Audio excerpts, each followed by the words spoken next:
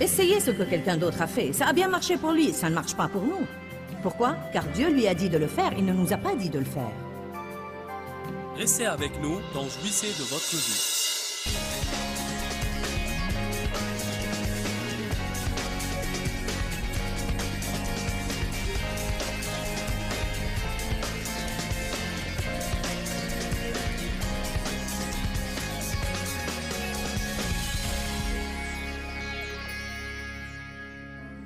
Cette question de renoncement aux œuvres mortes demande de l'attention. Car les œuvres mortes vous épuisent. Qui estime savoir ce qu'est une œuvre morte? Certains de vous le savent, d'autres ne le savent pas. Une œuvre morte, c'est l'effort que nous fournissons à faire le travail de Dieu.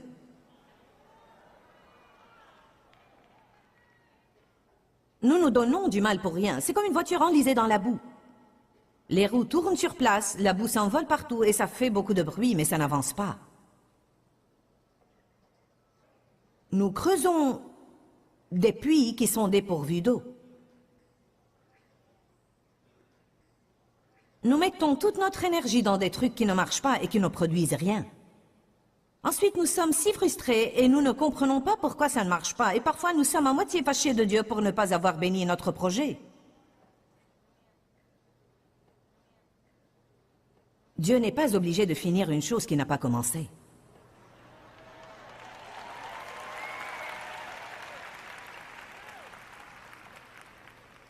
Nous devons vraiment apprendre la différence entre ce qui a l'onction de Dieu et ce qui ne l'a pas. Ce qui a sa grâce. En fait, nous devons savoir quand nous faisons quelque chose parce que Dieu nous a dit de le faire et que nous le faisons pour un bon motif, et quand nous faisons quelque chose en essayant de provoquer une chose que nous voulons voir arriver, alors que Dieu a en fait dit « ce n'est pas le bon moment, vous devez espérer en moi, vous devez vous fier à moi, mais vous devez ne plus y toucher pour que je puisse œuvrer ».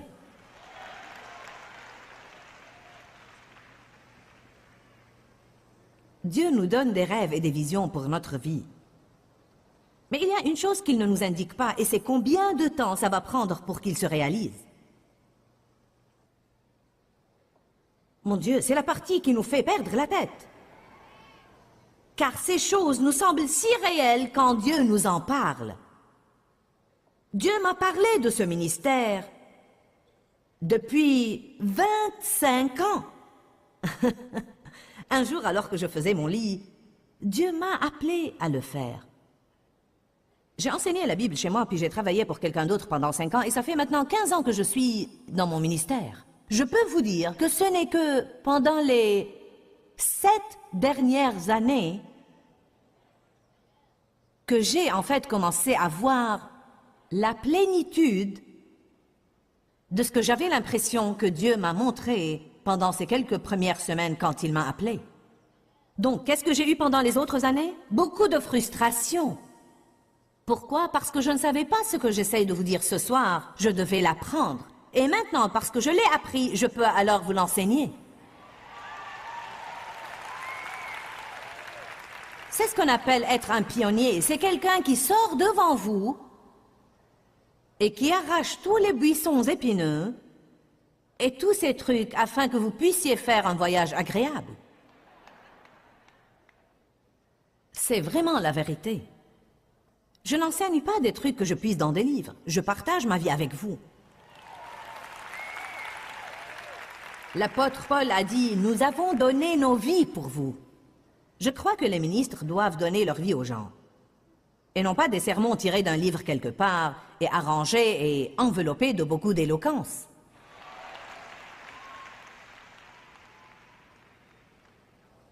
Mes tables de cassette sont un registre enregistré d'une vie transformée. Abusé sexuellement pour la plupart de mes années d'enfance. Marié au premier type qui s'est présenté car je pensais que personne ne va vouloir de moi.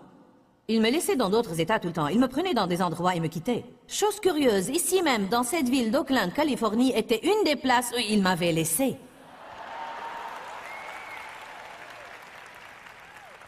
Je ne suis pas sûre que je pourrais jamais la repérer à nouveau, mais je n'avais ni voiture, ni argent. Je travaillais, mais je logeais dans un petit hôtel quelque part ici dans cette ville et j'allais au travail chaque matin à pied. Cela a duré pour 3 mois. J'ai finalement télégraphié à ma ville. Et quelqu'un m'a envoyé l'argent du bus pour rentrer chez moi. Mais je devais laisser tout ce que j'avais là-bas. Je vivais dans cette chambre d'hôtel. Et j'étais si triste, si découragée, si déprimée, si abattue, que je restais là nuit après nuit à écrire des poèmes tristes tout le temps. Me voilà maintenant de retour, après des années de ma vie, prêchant l'évangile à des millions de personnes.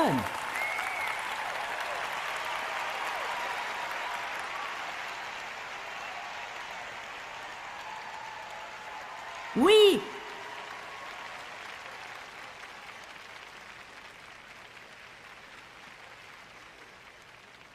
Je trouve certaines de ces choses, c'est plutôt comme Dieu vous justifie à sa manière.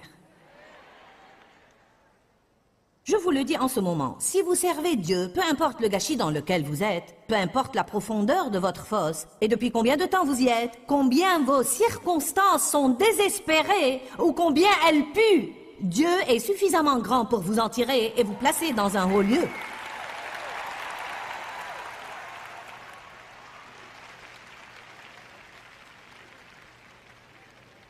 Évidemment, ce mariage n'a pas réussi et des années plus tard, j'ai fait la connaissance de Dave et j'avais déjà un enfant. Mon esprit était tellement embrouillé, mes émotions étaient embrouillées. Je priais Dieu de me donner quelqu'un qui me prendrait à l'église car j'étais régénérée à l'âge de 9 ans et je voulais servir Dieu, mais j'avais tellement de problèmes dans ma vie. J'étais tellement instable émotionnellement que je ne pouvais pas faire le bien sans que quelqu'un ne me guide et m'aide. J'avais des problèmes et voilà Dave qui se présente, un jeune homme rempli du Saint-Esprit et qui priait pour une épouse et demandait à Dieu de lui donner quelqu'un qui avait besoin d'aide.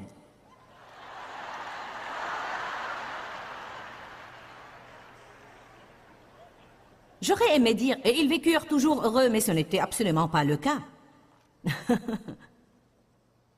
Ils n'ont pas vécu toujours heureux, ils se disputaient sans cesse. Nous sommes sortis 5 fois ensemble, puis nous nous sommes mariés. Après 3 semaines, il m'a dit « Qu'est-ce qui ne va pas ?» Dieu a fait une œuvre rapide, de peur que Dave ne sache dans quoi il s'embarquait.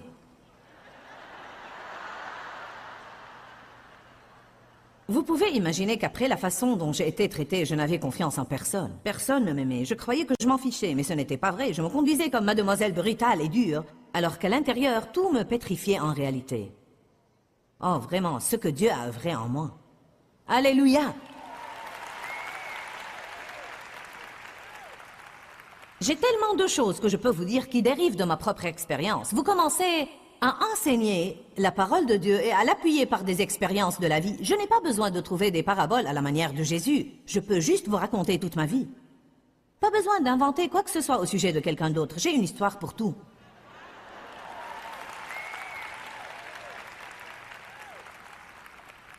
Quand j'ai besoin d'un exemple, je mets la main dans mon passé pour en sortir un. Alléluia. C'est une victoire spéciale pour moi que d'être là à avoir cette conférence ce week-end dans cette ville. Si j'avais le moindre espoir de pouvoir retrouver cet hôtel, j'irais et je ferais « ha ha ». Il m'est impossible, il m'est même impossible de savoir où j'étais. Vous savez, j'étais... Car je n'avais confiance en personne, j'ai toujours essayé de me débrouiller seule. Je pense qu'il y a beaucoup de gens comme ça. Nous sommes tous blessés d'une certaine manière, façon ou forme. Peut-être pire que moi, peut-être pas aussi gravement que moi. Mais vous savez, ça n'a aucune importance. La douleur, c'est la douleur. D'une façon ou d'une autre, il semble que l'ennemi essaye toujours de veiller à ce que nous soyons suffisamment blessés pour ne pas faire confiance aux autres. Et si vous ne pouvez pas faire confiance aux autres, vous avez l'impression que vous ne pouvez pas faire confiance à Dieu non plus. Bien que la raison vous dise vous le pouvez, car vous savez que Dieu est bon et vous dites, eh bien tu sais, oui, je peux faire confiance à Dieu. Émotionnellement, nous ne réagissons pas d'une façon confiante, car nous réagissons toujours à notre passé plutôt que d'agir selon la parole de Dieu. Quand vous agissez selon la parole de Dieu, il faut du temps pour prendre cette décision. Quand vous réagissez, cela dérive de vos émotions. Beaucoup de choses que nous disons aux gens qui nous créent des ennuis, nous les disons par réaction.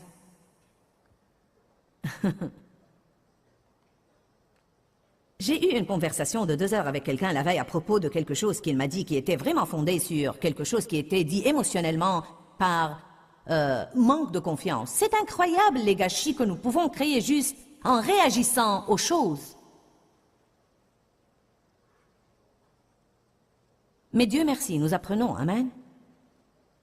Les gens qui n'ont pas confiance ont normalement du mal à s'éloigner des œuvres. Les œuvres de la chair. Vous devez comprendre, il est bon d'œuvrer, mais les œuvres de la chair ne sont pas bonnes, car seule l'œuvre faite en Dieu par la foi donne de bons fruits. Ce sont les choses que Dieu nous dit de faire et qui portent son onction. Ce sont les choses qu'il nous aide à faire parce qu'il veut que nous les fassions. Ensuite, il y a d'autres choses que Dieu ne nous a jamais dit de faire et que nous voulons faire pour faire marcher les choses dans notre vie. Est-ce qu'il vous arrive jamais de vous embarquer dans ces œuvres de la chair? Une idée brillante. Ah! Essayez ce que quelqu'un d'autre a fait. Ça a bien marché pour lui, ça ne marche pas pour nous. Pourquoi? Car Dieu lui a dit de le faire, il ne nous a pas dit de le faire. Et nous sommes frustrés. Eh bien, je fais la même chose qu'il a faite et ça n'a pas marché pour moi. Pourquoi? Parce que Dieu veut que nous venions à lui individuellement pour demander son aide dans chaque situation. Vous pouvez même aller faire ce que vous avez fait la dernière fois, et ce n'est pas parce que ça a marché avant que ça marchera cette fois. Si vous gardez Dieu hors de votre projet, et si vous commencez à compter sur votre expérience passée, allez maintenant, vous devez compter sur Dieu et non pas sur votre expérience passée. Comptez sur Dieu et non pas sur vos amis. Comptez sur Dieu et non pas sur vous-même. Amen. Je me suis embarqué dans les œuvres. Dieu m'a donné cette vision à propos du ministère. J'ai cru qu'il m'avait jeté le ballon de football et qu'il m'avait dit « Maintenant, va marquer un but ». Je pense que j'ai cru que Dieu m'a donné une vision et s'est retiré ou quelque chose comme ça. Je ne savais sûrement rien sur espérer en Dieu ou se fier à Dieu pour la réaliser. C'était juste comme... Que puis-je faire pour faire démarrer ce grand ministère? Beaucoup de gens viennent à moi et me disent « Que puis-je faire pour commencer mon ministère ?» Je leur dis « Vous feriez mieux de ne rien faire. » Au moins, ne faites rien que Dieu ne vous a pas dit de faire. Priez, grandissez, mûrissez, acquérez le fruit de l'esprit dans votre vie, ayez des fondations, ne vous souciez pas du bâtiment. Posez les fondations et avant de vous en rendre compte, le maître bâtisseur viendra et il bâtira ce bâtiment si vite que ça vous donnera le vertige.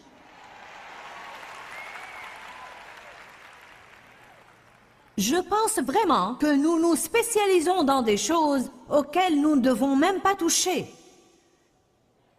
M'avez-vous entendu? Je pense que nous anticipons beaucoup.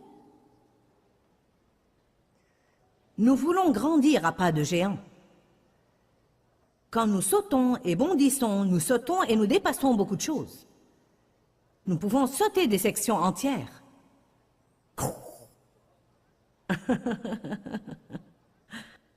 Dieu veut que nous remettions de l'ordre dans notre vie et que nous ne dépassions pas certaines limites. Des limites conçues de Dieu et qui apportent la protection à notre vie.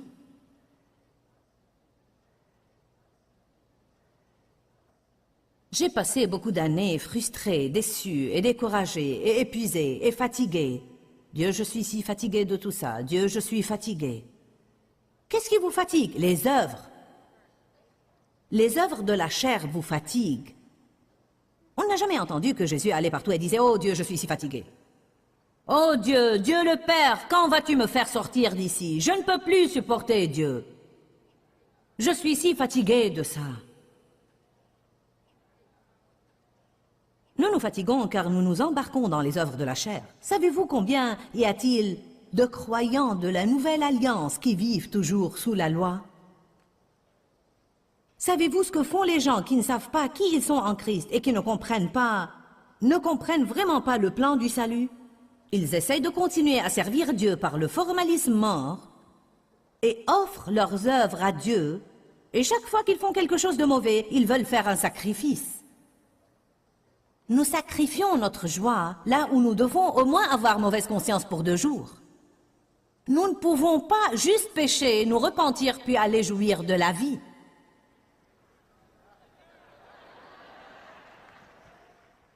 Pourquoi pas? Ça ne serait pas bien. Oui, vous devez le regretter quand vous péchez. Mais il n'y a rien dans la Bible qui vous dise de continuer à le déplorer, et le déplorer, et le déplorer, et le déplorer. 1 Jean 2:1 dit « Bien-aimés, mes petits-enfants, je vous écris ces choses afin que vous ne péchiez point. Mais si quelqu'un pêche, nous avons un avocat auprès du Père, Jésus-Christ le juste, qui nous délivrera de tous nos péchés. » Jésus est venu car il savait que nous ne pouvons pas nous en sortir, et non pas parce qu'il s'attendait à ce que nous fassions tout comme il faut.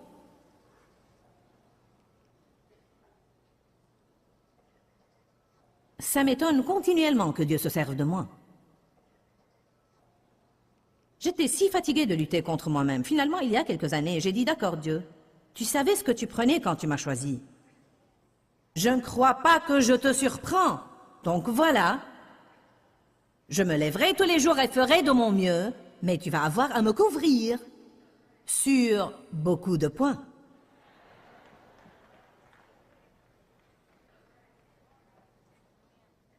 Je suis sur le chemin, mais il me reste beaucoup à parcourir. Alléluia. Je suis plus heureuse maintenant, car j'ai appris à ne pas m'occuper d'œuvres mortes. Nous devons apprendre à discerner la vie de la mort. Il y a des relations que vous avez qui vous prêchent la mort. Allez maintenant. Il y a des personnes que vous pouvez fréquenter et qui vous prêchent la vie.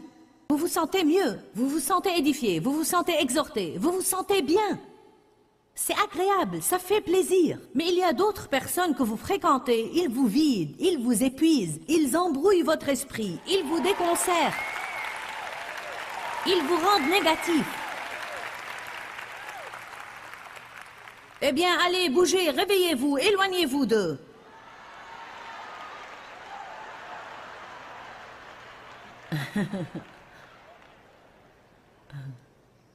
Ne déjeunez pas avec les commères du bureau. Ne dînez pas avec quelqu'un qui ronchonne et qui se plaint tout le temps. Ne fréquentez pas quelqu'un qui est négatif et qui n'a jamais un mot gentil à dire. Ne fréquentez pas quelqu'un qui vous critique sans cesse. Vous dites, eh bien, attends un instant, et si je suis mariée à quelqu'un comme ça? Vous devez faire tout ce que vous pouvez faire pour compenser cela sur d'autres plans de votre vie. Au moins, si c'est ce que vous avez pour le moment, en attendant que Dieu le change, les autres personnes que vous fréquentez doivent être vraiment gaies.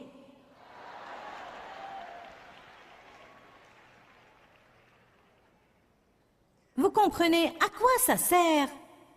À quoi ça sert de traîner avec une bande de nullités, une bande de fainéants, mécontents, ronchonneurs, qui n'aiment rien, ne vont jamais rien aimer, qui ne sont pas heureux et qui ne vont jamais être heureux?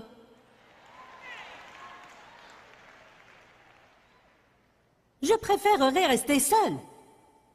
Je suis plus heureux seule qu'avec une bande de personnes pareilles.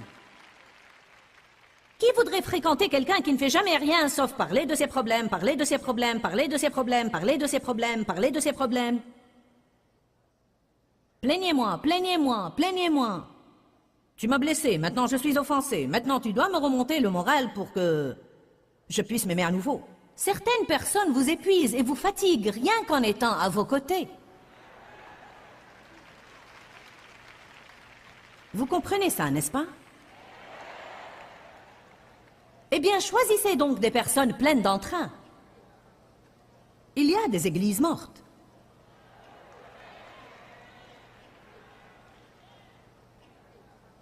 Il y a des sermons que des pasteurs prêchent qui vont vous prêcher la mort au lieu de la vie.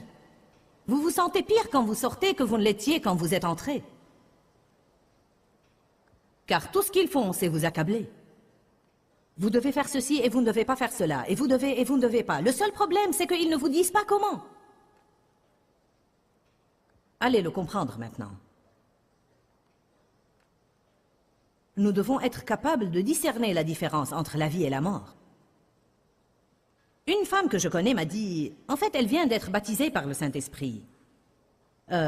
Je la connais depuis 12 ans et depuis 2 semaines, j'ai eu l'impression que le temps était venu. Je lui ai dit, que dirais-tu d'être rempli du Saint-Esprit?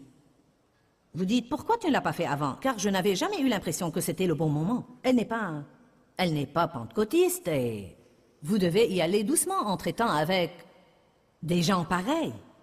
Donc elle est retournée à son église et elle a dit, j'ai regardé autour de moi le lendemain de mon baptême dans le Saint-Esprit et elle a dit, sais-tu ce que j'ai vu? Tout d'abord, il n'y a pas beaucoup de personnes pour commencer. Mais elle a dit, 17 d'entre eux dormaient à point fermé pendant le sermon du pasteur.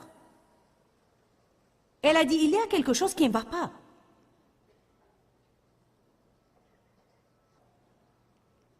Il y a de temps à autre quelques personnes qui s'endorment quand je prêche, mais ils étaient déjà morts à leur arrivée. Vraiment.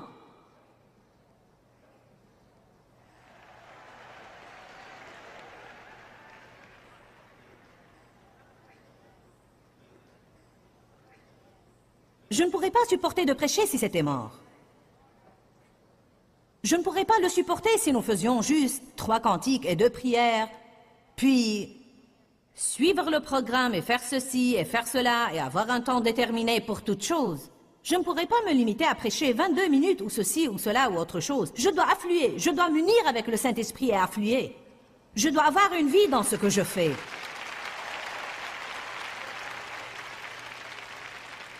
Vous savez, quelqu'un là qui n'a aucune onction sur sa vie pourrait poser 4 ou 5 lois sur comment je devrais gérer mes réunions et me les imposer.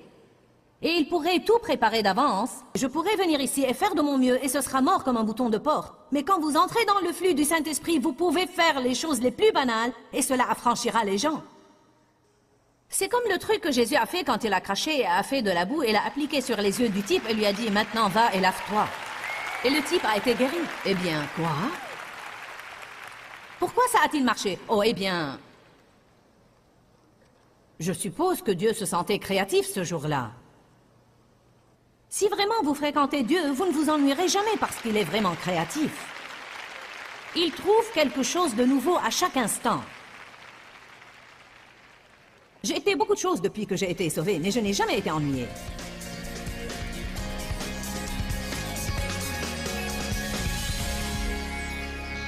Eh bien, une des choses qui rendent une personne très malheureuse est ce que la Bible appelle les œuvres mortes. Ce sont des démarches qui ne marchent pas. Nous mettons toute notre énergie à nous donner du mal pour rien et nos efforts n'aboutissent absolument pas. C'est tellement frustrant d'œuvrer et de n'avoir aucun résultat. C'est vraiment un point faible dans notre relation fondamentale avec Dieu. Nous ne sommes pas acceptés dans le royaume de Dieu selon nos œuvres, mais selon l'œuvre achevée de Jésus. C'est certainement ce que nous pouvons appeler une fissure dans nos fondations, qui donne à l'ennemi un avantage sur nous que nous ne devons pas lui donner. Donc je veux vous encourager à renoncer à toutes vos œuvres mortes, à prier, à chercher Dieu, et à trouver ce qu'il veut que vous fassiez, puis faites ce qu'il vous ordonne de faire par sa grâce, au lieu de vous embarquer dans des œuvres mortes qui ne vous mèneront qu'à la frustration. La parole de Dieu a la force de changer votre vie. Que Dieu vous bénisse. Quand, Seigneur, quand? Dans ce livret, Joyce Meyer vous apprend à faire confiance au temps de Dieu. Pour obtenir ce livret gratuitement, écrivez-nous à Joyce Meyer, boîte postale 40095-6300, Larnaca, Chypre. Ou bien visitez notre site web www.joycemeyer.org/fr.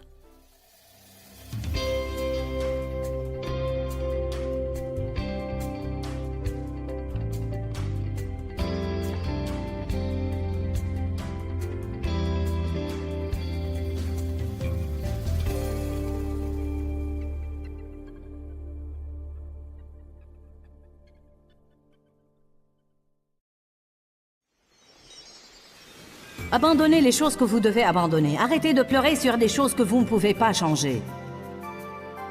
Restez avec nous dans Jouissez de votre vie.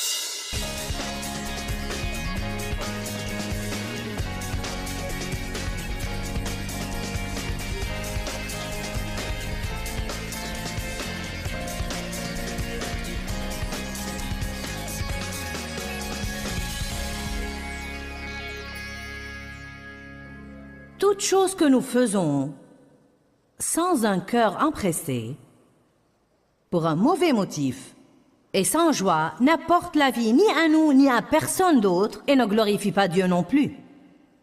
En d'autres termes, laissez-moi simplifier la chose. Si je vais à la réunion de prière tôt le matin parce que tous mes amis y vont et qu'ils m'ont persuadé d'aller, quand vraiment dans mon cœur je ne veux pas y aller, mais j'y vais tout simplement pour poser pour la galerie ou pour qu'ils pensent que je suis spirituel ou pour faire partie du groupe ou parce que j'ai peur de ce qu'ils vont penser. Alors savez-vous ce que j'ai à faire? Mon réveil sonne et je suis comme « Oh mon Dieu, je ne veux pas me lever. Je ne veux pas aller à cette réunion. J'appréhende ça. Je le déteste. » Oh! Puis vous allez vous mettre dans un coin quelque part à l'église, à plat ventre, et vous vous endormez. Formalisme, formule, règle, réglementation, faire les choses sans une bonne attitude de cœur, et Dieu fait... Ce truc pue aux narines de Dieu. Il dit, je ne veux même pas de ton offrande si elle n'est pas volontaire, donnée avec une bonne attitude de cœur.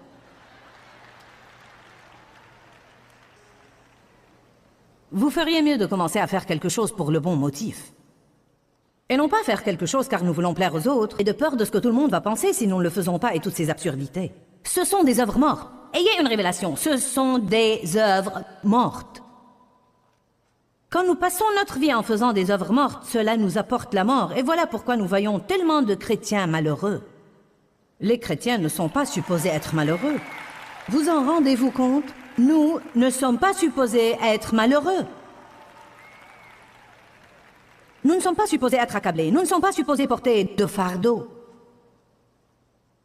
Nous sommes supposés nous sentir légers et libres et nous décharger de nos soucis sur Dieu et ne pas porter de fardeau. Nous sommes supposés espérer en l'avenir, savoir que notre passé a été réglé et que nos péchés peuvent être pardonnés, que nous avons été rachetés, nous avons été restaurés, nous avons été renouvelés. Nous vivons sous une nouvelle alliance. Je suis une créature nouvelle en Christ. Les choses anciennes sont passées, toutes choses sont devenues nouvelles.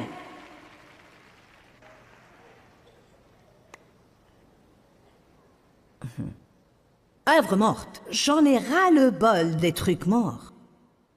Je ne veux absolument pas m'approcher des morts.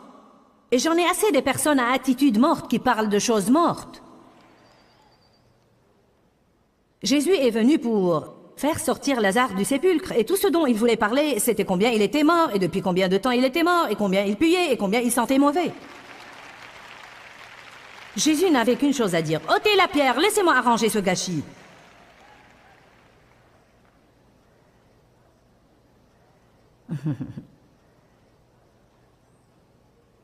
Arrêtez de passer votre vie avec les problèmes morts du passé.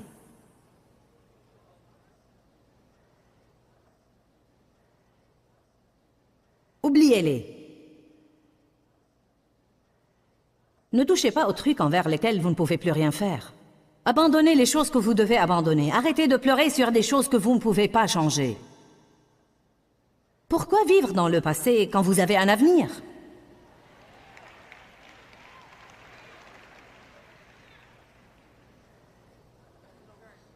Vous savez que Moïse a été sauvé par Dieu dans une période où il tuait tous les bébés.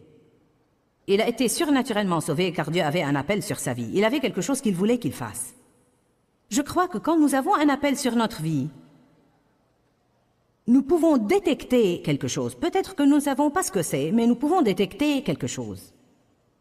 Nous pouvons sentir que Dieu veut faire quelque chose. Il veut se servir de nous pour quelque chose. Peut-être que nous savons ce que c'est et peut-être pas. Nous pouvons sentir une préparation qui se produit, mais nous ne savons pas quelle est la chose à laquelle nous sommes en train d'être préparés. Vous savez, je traverse en ce moment une période de préparation pour quelque chose, et je ne sais même pas ce que c'est, mais je sais que Dieu est en train d'opérer divers trucs en moi. Je le sais. Ce qui arrive parfois quand Dieu vous prépare pour le niveau d'après, c'est peut-être des points sur lesquels vous avez eu une certaine victoire et vous avez eu un certain exaucement et Dieu vous protégeait. Mais peut-être qu'il y a toujours de petites faiblesses là. Dieu va reculer et enlever cette protection et laisser ces faiblesses apparaître à nouveau. C'est comme s'il secouait tout ce qui peut être secoué, car en le faisant, il vous rendra plus fort que vous ne l'étiez avant, parce que vous devez être plus fort pour pouvoir accéder au nouveau niveau. de fois, nous ne savons pas ce qui se passe car nous pensons « Je croyais que j'avais surmonté ça. Je pensais que ce n'était plus un problème. » Vous l'avez surmonté en partie, mais vous ne l'avez pas surmonté en totalité. Vous savez quoi? Nous ne pouvons pas nous occuper à la fois de tout ce qui ne va pas en nous. Dieu doit le faire en couches et en degrés et à divers moments, petit à petit. Nous pensons toujours que nous sommes prêts avant d'être vraiment prêts. Allez maintenant.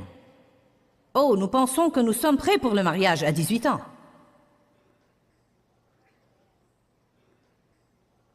Nous pensons que nous sommes prêts pour tout. Moïse a senti cet appel sur sa vie, mais il a devancé le moment choisi de Dieu. Quand vous ne respectez pas le temps de Dieu, c'est une œuvre morte. Car rien ne va marcher. Exode 2:11 dit, « En ces jours-là, Moïse, qui avait grandi, se rendit vers ses frères et vit ce qu'était leur corvée, et vit un Égyptien qui frappait un Hébreu, un de ses frères. Il regarda de côté et d'autre, et voyant qu'il n'y avait personne, il tua l'Égyptien et le dissimula dans le sable. » Tout d'abord, si vous devez dissimuler ce que vous faites, il y a immédiatement un problème. Bonjour. Et si vous devez regarder pour voir si personne ne regarde avant que vous le fassiez, Moïse a senti quelque chose. Il avait l'impression, ce n'est pas bien, tu maltraites mes frères. Il avait déjà senti qu'il était le libérateur de son peuple. Mais Dieu n'avait pas encore mis la chose au point. Dieu ne lui avait pas accordé son feu vert. Dieu n'avait pas encore dit « vas-y ». Quand nous commençons avant que Dieu ne dise « allez-y », et ça ne marche pas comme il se doit, nous finissons toujours par revenir là où nous étions à la case départ.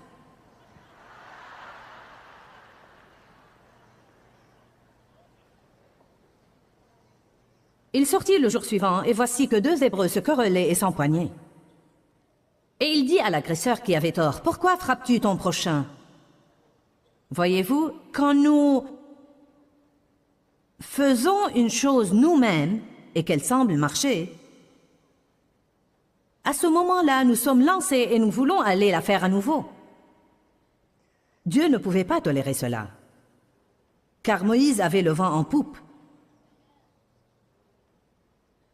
La veille, il avait tué quelqu'un et il s'en est tiré. Aujourd'hui, il voit quelqu'un maltraiter quelqu'un d'autre et il va aller répéter la même chose.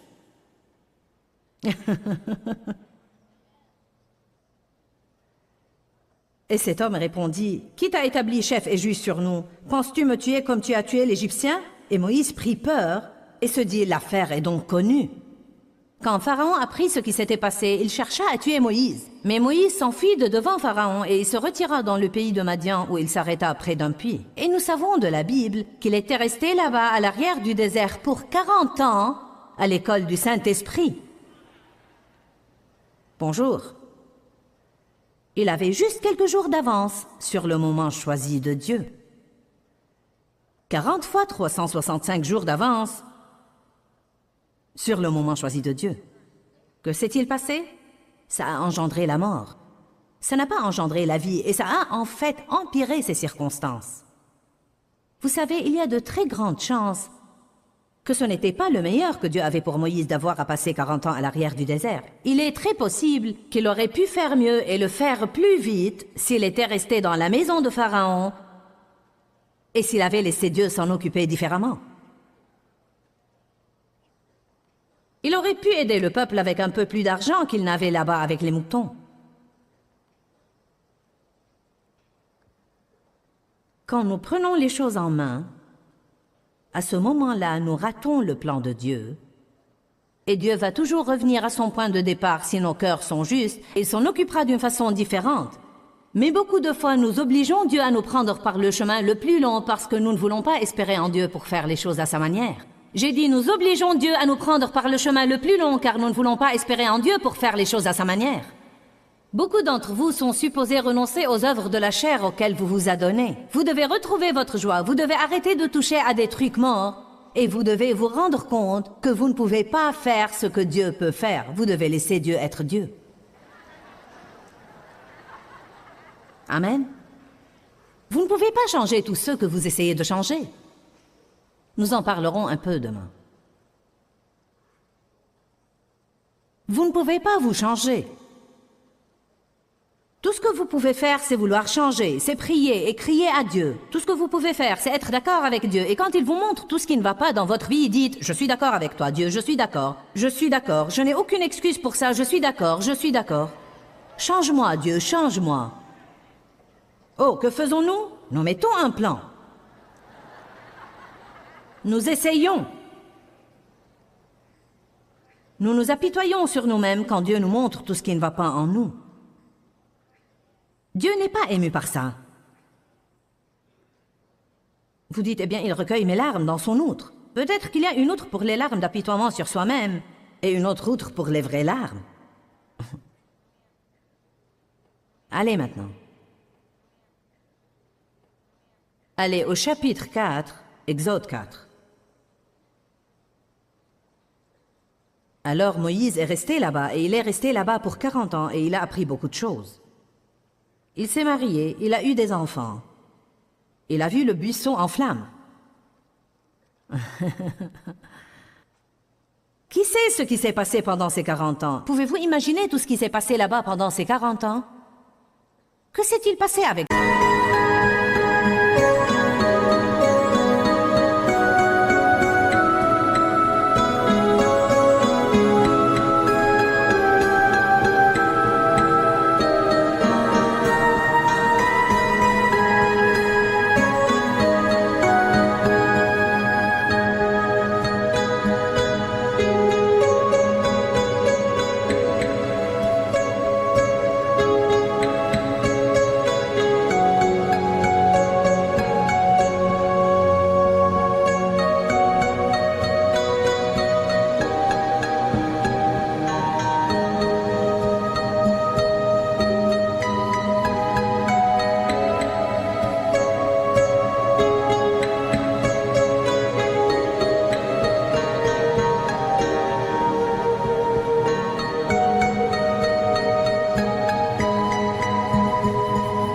David, quand il était là-bas à garder les moutons et à écrire les psaumes.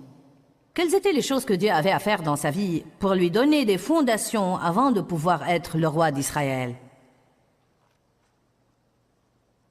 Quelle sorte de maîtrise de soi a-t-il fait acquérir à David pour qu'il en arrive au point où il pouvait supporter tout ce que Saul lui a fait sans jamais porter sa main sur lui, mais espérer en Dieu seul pour le faire accéder au trône? Il savait qu'il allait être roi, mais il n'a jamais essayé d'accéder au trône lui-même ou de faire en sorte que quelqu'un l'aide à accéder au trône. Il a attendu Dieu.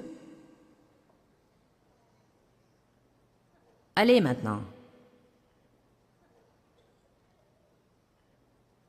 Si vous voulez jouer une musique spéciale à l'église et si vous pensez que vous avez une bonne voix, être furieux contre tous ceux qui chantent ne va pas vous faire monter sur l'estrade. Allez maintenant. Peut-être que vous prêchez mieux que le pasteur. Mais je vous dis que ce n'est pas aussi simple que ça. Vous devez avoir du caractère et du fruit. Bonjour. Il ne suffit pas d'être éloquent. Vous devez aussi avoir une onction.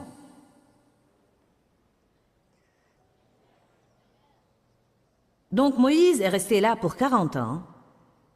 Et Dieu l'a appelé et lui a dit « Je veux que tu délivres mon peuple ». Eh bien maintenant, il était devenu humble et la Bible dit que quand Dieu l'a appelé, il était l'homme le plus humble sur la surface de la terre. Savez-vous ce qu'un homme humble ne fait pas? Il n'agit pas de son propre chef. Une personne humble est pétrifiée de faire quoi que ce soit sans Dieu. Dieu nous a amenés à démarrer une nouvelle chose que je ne vais pas mentionner car je n'en ai pas le temps. Tout ce que j'ai dit à Dieu était « Dieu, si ce n'est pas de toi, je ne veux rien avoir à faire avec ça. Si ce n'est pas de toi, je ne veux pas y toucher. Si ce n'est pas de toi, Dieu, montre-moi que ce n'est pas de toi. J'ai l'impression que c'est de toi, ça a l'air d'être de toi. Mais si ce n'est pas de toi, montre-moi car je ne veux pas le faire si ce n'est pas de toi. » Eh bien, c'est très loin de ce que j'étais il y a 25 ans, car j'étais comme « Oh Dieu, s'il te plaît, laisse-moi faire ça. Oh, s'il te plaît, Dieu, que ce soit ta volonté, Dieu. Je veux faire ça, je veux faire ça, je veux faire ça. » En fait, à l'époque, je voulais faire tout ce que je voulais faire. Et si Dieu ne voulait pas que je le fasse, j'essayais de le persuader, ou bien j'agissais comme si je ne l'avais pas entendu. Et maintenant, me voilà là, comme Moïse. Je ne veux même pas faire la moitié des choses. Et Dieu me pousse à les faire.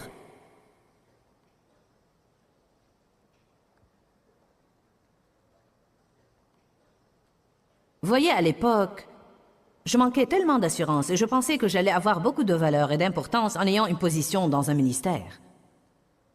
Maintenant, je sais que ce n'est pas le cas. Une fois que vous avez atteint une mesure de réussite, vous n'avez pas besoin de faire quoi que ce soit pour réussir davantage. Donc vous faites ce que vous faites en obéissant strictement à Dieu, car la seule chose qui a de l'importance, c'est de faire ce que Dieu veut, car c'est le seul moyen par lequel vous pouvez avoir la paix. Puis-je vous dire un secret? Dieu va faire à son idée dans votre vie. Combien de temps ça prendra dépend de vous. Allez maintenant.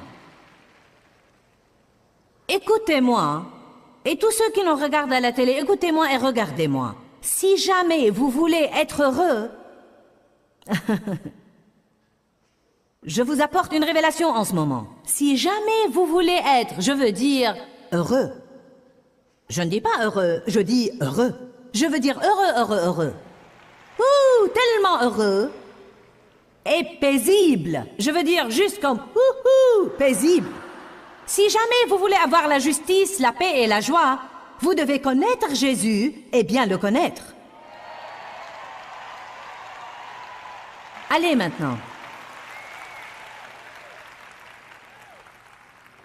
Jésus a dit, je suis le chemin. Il n'a pas dit, hey, il y a 25 chemins et je suis l'un d'eux, à vous de choisir.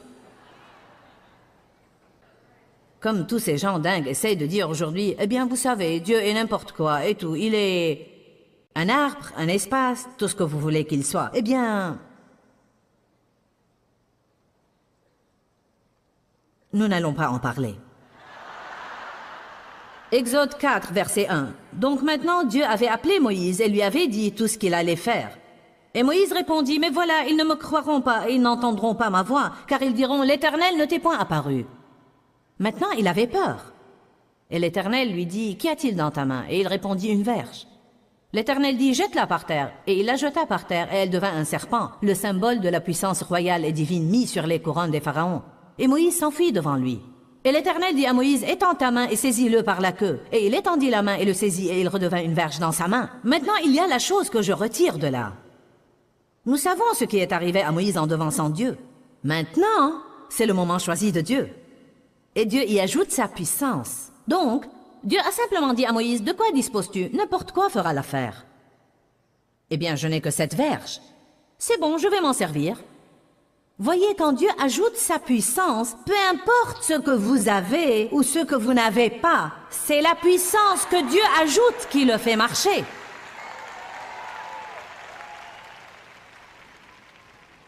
Savez-vous combien ça me semble vraiment illogique d'être debout là à vous dire que mon programme télévisé atteint environ 1 milliard de personnes par jour dans les 2/3 du monde? Combien de sens ça a? 0. Savez-vous pourquoi? Je ne suis pas éduquée pour faire ça. Je n'ai pas suffisamment de bon sens pour le faire. Je n'ai même pas une voix assez agréable et mélodieuse pour le faire. Je regarde tout le monde en face et je leur dis, marchez droit, restez ferme et ayez une bonne vie avec Dieu. Il m'est impossible de vous dire pourquoi ça plaît à part que Dieu a dit, je vais m'en servir.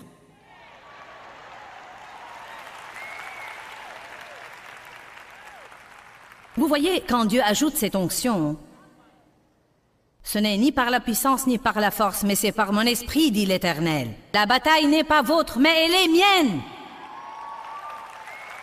Pourquoi ne pas renoncer aux œuvres de la chair, mettre de côté les trucs morts dans votre vie, vous décharger de vos soucis sur Dieu, et pourquoi ne pas commencer à jouir d'être chrétien? Eh bien, je veux me marier. En êtes-vous sûr? En êtes-vous vraiment sûr?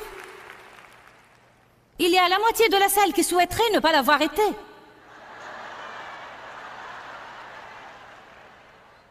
Je dois avoir un mari, je dois me trouver quelqu'un, je dois avoir une femme, je dois. Vous rencontrez quelqu'un, oh, je crois que c'est lui. Ouh. Je vais œuvrer sur ça, donc vous vous mettez sur votre 31 et vous planez. Et vous prophétisez, ainsi dit le Seigneur, nous devons nous marier. Ou bien n'importe quoi. Puis-je vous dire une chose? Vous ne devez pas épouser la mauvaise personne.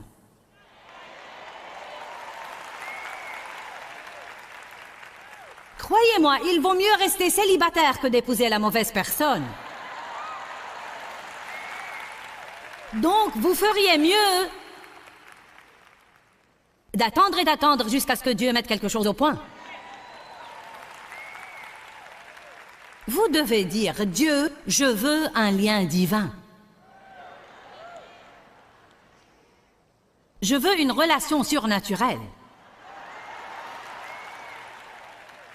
Je ne veux pas aller essayer de coller des choses qui ne s'accordent pas.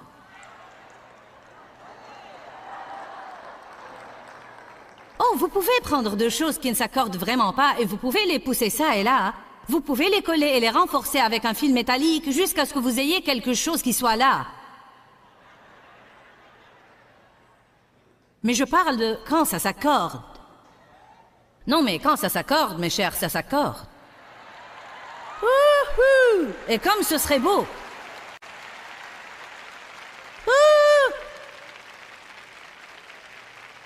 Renoncez à vos œuvres mortes et prenez des trucs qui ont une vie en eux. Lisons cette écriture dans Corinthiens, puis nous allons clôturer. 2 Corinthiens 3. Avez-vous reçu des révélations ce soir? Mais ce n'est pas tout fini, et voilà comment sont les chrétiens. On leur prêche un message et ils pensent qu'ils ont eu toute la révélation.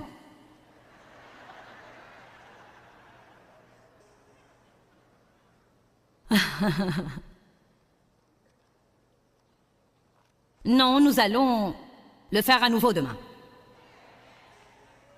Peu importe combien de temps, nous allons avoir une révélation sur ça afin que nous puissions renoncer aux œuvres mortes. Je ne veux plus d'œuvres mortes, je ne veux plus de formalisme, de règles et réglementations. Je veux boire le nouveau vin.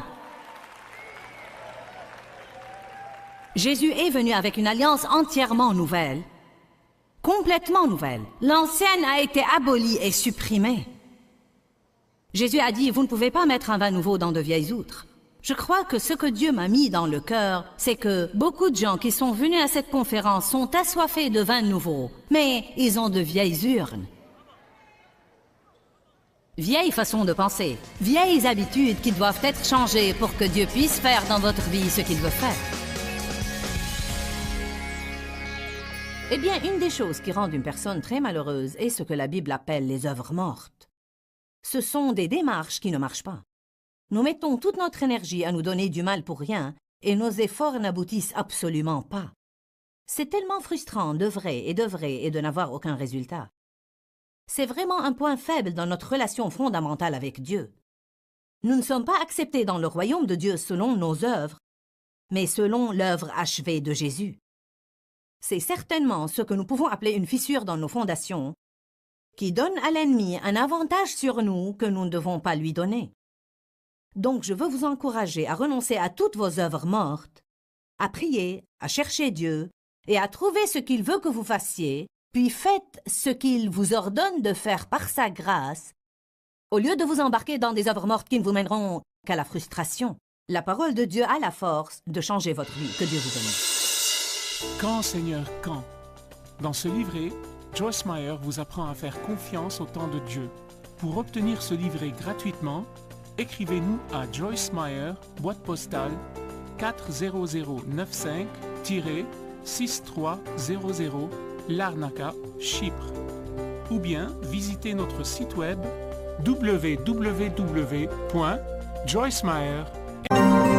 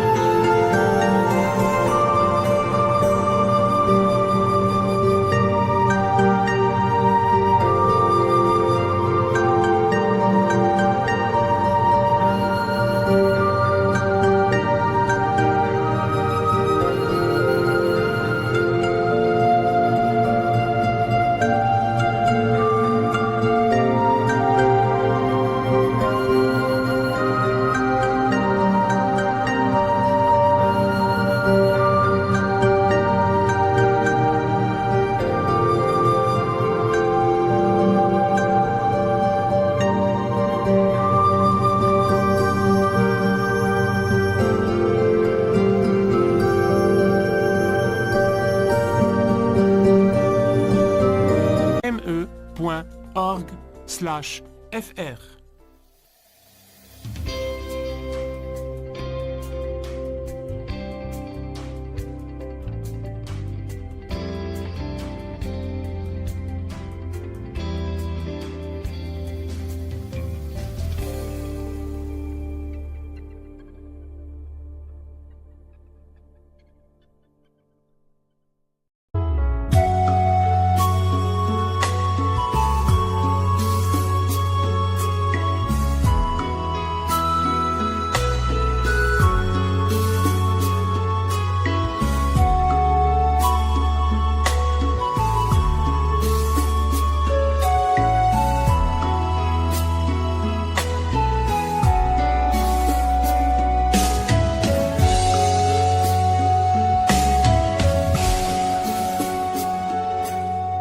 Đi khắp phương trời vẫn nhớ tới quê hương,